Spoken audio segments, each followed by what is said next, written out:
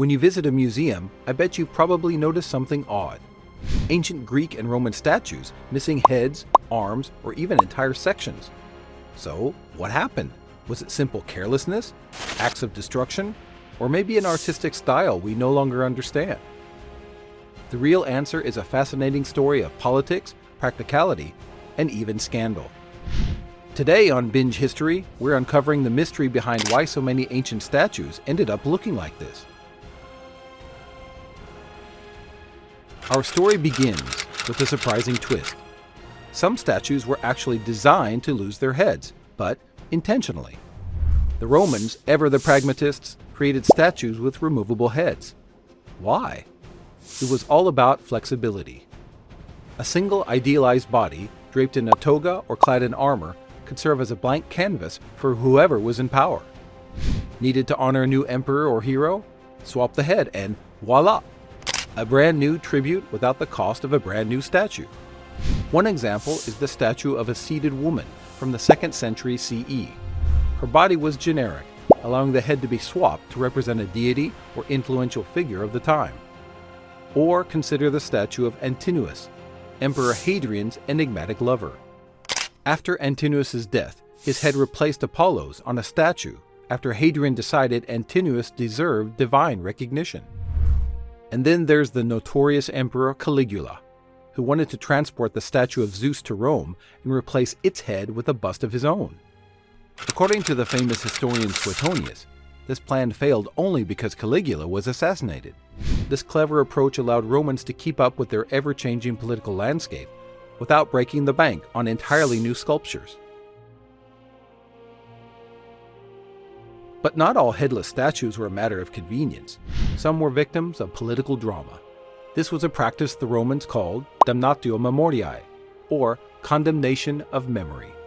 When someone fell out of favor, usually an emperor, their statues were decapitated, their faces chiseled away, and their legacy erased. It's like cancel culture, but Roman style. The most famous example is the Emperor Nero. After his reign, which included a few, shall we say, questionable decisions, his statues were systematically destroyed. But it wasn't just emperors. Political rivals and fallen heroes often suffered similar fates, with their sculptures reduced to nothing more than body parts. So in ancient Rome, losing your head wasn't just a metaphor. It was a very real occupational hazard for unpopular leaders. Another reason many ancient statues appear incomplete lies in how they were made. Greek and Roman statues were often made in separate pieces. Heads, arms, and even legs were sculpted individually and then attached to the torso using dowels and tenons of metal and stone. Smaller parts were sometimes secured with cement for added stability. While this method made the statue easier to transport and assemble, it also introduced weak points. Over the centuries, natural disasters like earthquakes, floods, and hurricanes, along with human actions like wars, caused significant damage. Weapons, limbs, and heads were often the first to be damaged or intentionally removed, which is why so many ancient statues are armless, headless, or both. The Colossus of Rhodes, one of the 7 wonders of the ancient world, is a perfect example. After an earthquake toppled this massive statue in 226 BCE, its pieces were scavenged and lost to history. Ironically, the same techniques that made these statues so lifelike also made them incredibly fragile. The rise of Christianity added another layer to this story. Pagan statues, once revered, became symbols of a sinful past. Mobs and priests targeted these works of art, decapitating Zeus, Apollo, and other gods to show their devotion to the new faith. But not all statues were destroyed.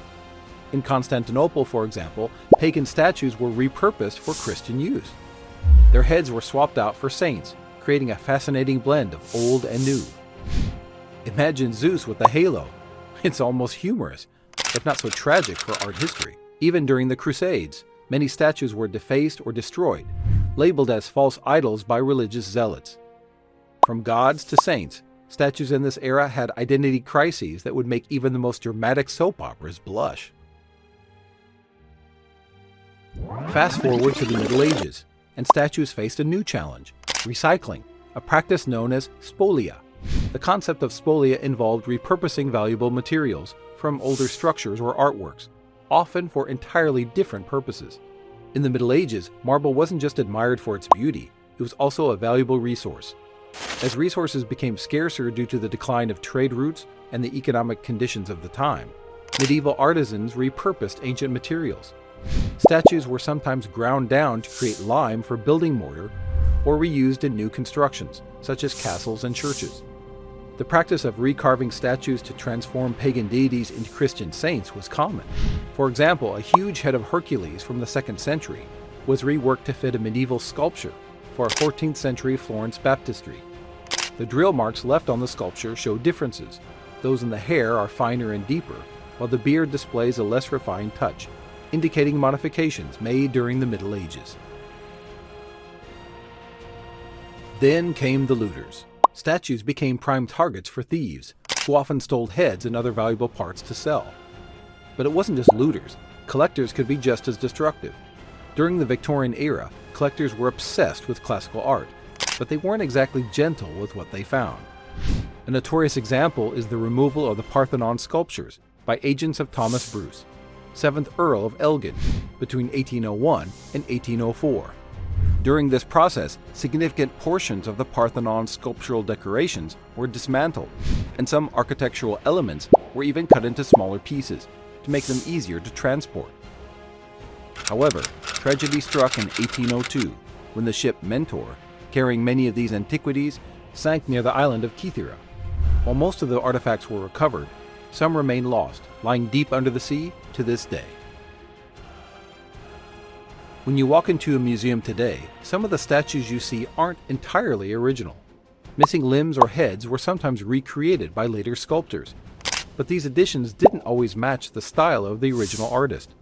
During the Renaissance, restoring ancient statues was a hands-on process. At the time, imitation of classical works was highly valued.